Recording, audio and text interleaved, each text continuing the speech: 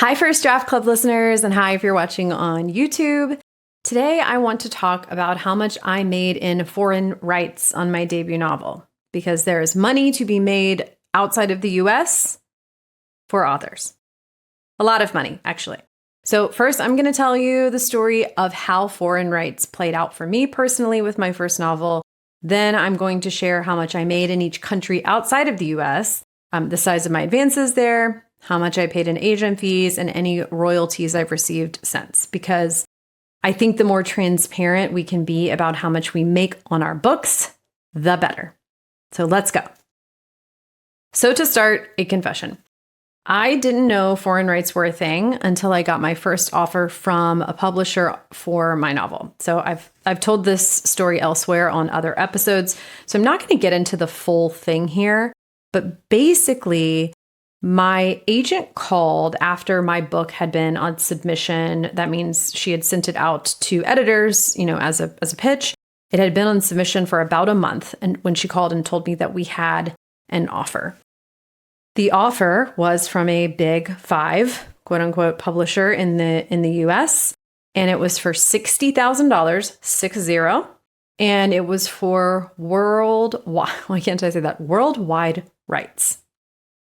My agent said, "We're not taking it," which freaked me out. But I trusted her, and I am glad I did. Not long after that, my novel sold at an auction in the US, which is not the story I'm telling in this episode today. I tell that elsewhere. You can go listen to another episode if you want to hear that part of the story. But what's important for you to know for today's discussion is that my agent negotiated only to sell North American rights in that auction, okay, meaning the US and Canada. The advance I got coming out of that auction for North American rights, so US and Canada, was $155,000, which I thought was very high. And, look, it's not nothing. But as I started to get to know more authors who shared their advance sizes with me, I realized that, actually, a lot of my other friends have made 3 to 4 times that on their advance. Now, in terms of rights, this left the entire world outside of the US and Canada, where we could potentially sell, right, the rights to publish the translation of my book. And so over the coming months, my agent worked with co-agents in various countries, which is how that works. I'll talk more about that shortly, to sell my novel in those countries. Okay, so let me break down how selling your book works abroad, what countries my novel sold in, and how much I made in each one. So a moment ago, I mentioned co-agents. I want to be clear, you don't have to find these people. I know, thank goodness, right? Your agent does. Your agent in the US, and I'm going to speak to US-based authors here because that's what I know, although I assume it's similar elsewhere. Your agent in the US, if you're a US author, partners with agents in other nations. You very rarely, if ever, interact with these agents, okay, for the most part. Now, I did end up once getting lunch with my UK agent, but that was unusual and just kind of a special circumstance. Point being, you don't need to find these people. You don't need to query these people. This is not on you, typically. Now, because there are 2 agents, though, and not one, so there's your own, and your own makes the connection with the co-agent in, Spain or Italy or wherever. The standard commission rate goes up from 15%, which is standard in the US, to 20% total. So the 20% covers your co-agent's fee. I want to be clear. It's not like 20% to the co-agent and 15% to your own. It's just 20% total. They each, I think, take 10%. So for all of the dollar amounts I'm about to share with you, what I made in each country, 20% came out of each of these amounts to cover my agents. Okay? Now for the juicy stuff, how much I made. All right, so the 2 biggest checks I got outside of the US were actually 2 book deals. What? You're thinking maybe not? I don't know. I was surprised by this. First of all, I hadn't written the second book yet, not officially. I had actually shared some draft pages of Privilege, which would become my second novel, with my agent, but she didn't send those out. She just pitched the book as a concept to the UK and Germany.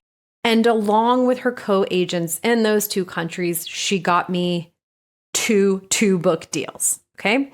So in Germany, I was paid in euros, but it was the equivalent of $156,000 for both books. $156,000 total for both books. In the UK, which included the right to sell my books in Australia and New Zealand, it was $110,000 for both books. Okay? And that was in pounds. Not that it matters, but, the equivalent of $110,000 total. So, was it weird my second novel had sold abroad, but not in the US? You may be wondering, because I certainly was. Yes, I found it confusing. I asked my agent about that at the time. I said, so is there a chance I could have a novel published in Germany, but not here? And she said, that won't happen. Don't worry about it. We'll sell it here. We will. We just haven't yet. And that, of course, did turn out to be true. And I appreciated her confidence. The rest of the checks that I received from other countries were for only one book, for the debut novel. And they were much smaller than those two first very big checks. So here they are. I'm just going to list them out for you. In France, my advance was $8,200. In Brazil, it was $3,000. Sweden, $3,000. Portugal, $3,500. The Czech Republic, $3,600. Italy, $3,500. Israel, $1,000. Hungary, $2,200. So if we add in Germany and the UK, the total for foreign rights that I made on that debut novel was $294,000. So well over my US advance, right? After taking out 20% in agent fees, I made $235,000. Okay. Still quite a bit more than I had made domestically. And so this is really what I want you to know. Like, this is what I wanted to share in this episode, because before this happened to me, I didn't realize how much one could potentially earn abroad. Maybe it's just something I hadn't thought about before, but I didn't know it. Now, here's the other thing. That $235,000 is not all I made abroad on that first book, because that was just advance money. Advance money is just what it sounds like. It is an advance on your royalties. Now, because advances have grown so large, at least for big publishing houses in the US, because they tend to be, right, six figures is fairly common.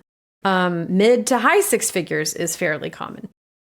Around 95% of authors do not earn out our advances, meaning the advance money we make on the book is the money we make, right? Like, we don't have to pay it back as long as we write the book and it's satisfactory and when we turn it in, but we don't make more money beyond that advance, okay? Like my fellow 95% of authors, my first novel did not earn out its US advance, but abroad it has. And this was very exciting for me when this happened. So in two countries, in both Hungary and the Czech Republic, I have received royalty checks. And these royalty checks tend to be about $1,200 each after agent fees. And it took me about 3 years or so to get there. But 3 years or so after publication, like, to get to that point. But I did. I got there. So we can add these royalty checks to the 235,000, right? Which brings us to about close to 240,000 that I have made in foreign rights. And so in sum, there's money to be made, and it's not a small number. It's also really fun to have publishers abroad. A lot of times they create new covers for your book, which is super fun. I hung out with my Swedish publisher when she came to New York. We got drinks. She bought me an adorable tray that I still use for my jewelry. I've had friends who have gone on tour in other countries. So it can just be really, really fun. So what's the takeaway for you? I want to be clear that I don't think the takeaway here is that you should never sell worldwide rights to your US publisher. I don't know that, right? Every book is different, and your agent is going to be the best person you have available to you when it comes to recognizing a deal you should take versus a deal you should not. For instance, perhaps your agency isn't positioned to be able to sell your book abroad in terms of its resources or connections, in which case worldwide rights may make more sense for you, or for this book at least, because at least this way, your book may come out in more places and you may get closer to earning out your advance. Now, this begs the question, well, shouldn't I get an agency that does have those connections? Sure, right? But easier said than done. Getting an agent, period, is an uphill battle for many people. It's tough for me, and many people I know I've worked with. It's like the toughest part of publishing. And so once you have an offer from a decent, legitimate agency, like, it's really hard and frankly, probably pretty foolish to turn it down. Furthermore, not all books are going to have a market abroad in, the same way certain subjects or genres would not have a market here. But I do think there are two kind of takeaways that you can walk away from this episode with. One, it would be worth asking an agent you're considering signing with what their approach is to foreign rights. Just find out. How do they handle them? How do they think about them? Does the agent have any strategies in mind for your book, having read it? This knowledge is power to you, right? Get your mind around what you're working with when it comes to your book's potential outside of the US, so that you can be informed in any decisions you make around your book's representation. And two, ask questions about the rights and territories when you do get an offer from a publisher. Are these negotiable? Are they worth negotiating? Why or why not?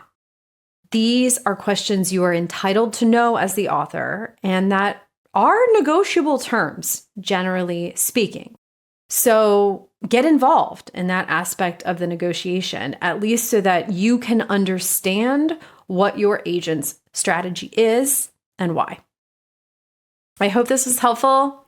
This was our last episode of season 8. We will be taking a short break, and then we will be back with more episodes of the First Draft Club for you in season 9. Happy writing.